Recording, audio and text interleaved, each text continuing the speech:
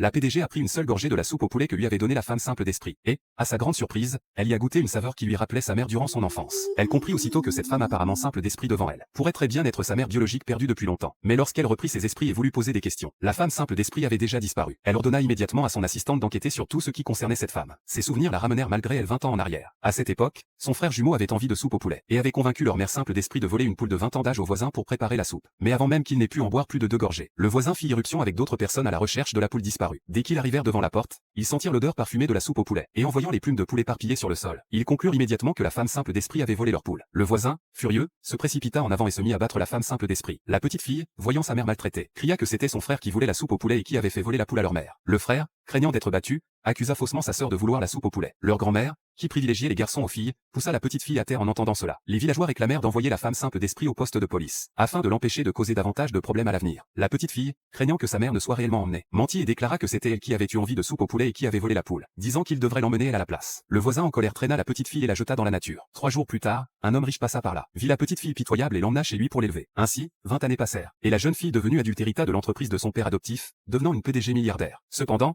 elle n'abandonna jamais la recherche de sa mère biologique. Un jour, la PDG se rendit dans un village de montagne pour inspecter un projet de démolition. Dès son entrée dans le village, elle vit une femme simple d'esprit brandissant une pelle, refusant de les laisser démolir sa maison, disant que si sa maison était détruite, sa fille ne pourrait plus retrouver le chemin de la maison. Cependant, son fils en quête de vanité dit à sa mère que ce n'est qu'en démolissant la maison et en obtenant de l'argent qu'il pourrait continuer à chercher sa sœur. La femme simple d'esprit, en entendant qu'elle pourrait retrouver sa fille, accepta joyeusement. La PDG ressentit une étrange familiarité en regardant la maison devant elle, ignorant qu'il s'agissait de la maison même où elle avait vécu enfant, et que cette femme simple d'esprit était sa mère biologique. Elle manquèrent ainsi leur première occasion de se reconnaître. Après la démolition de la maison, le fils prit l'argent de la démolition et alla choisir une villa avec la famille de la mère de sa femme, forçant sa mère simple d'esprit à vivre dans une étable. La femme simple d'esprit apprit par un voisin que sa belle-fille était enceinte. Elle sortit aussitôt ramasser des matériaux recyclables pendant 7 jours, puis utilisa l'argent gagné pour acheter une poule, prépara une soupe au poulet et la porta en ville pour fortifier sa belle-fille. Cependant, dès son entrée en ville, elle eut un accident. La PDG sortit de la voiture pour vérifier, mais ressentit soudain un vertige dû à une hypoglycémie. La femme simple d'esprit vit cela et lui tendit un bol de soupe au poulet. Après en avoir pris une gorgée, la PDG sentit que le goût était exactement le même que celui que sa mère préparait autrefois. Elle ordonna donc immédiatement à son assistante d'enquêter sur tout ce qui concernait cette femme. Pendant ce temps,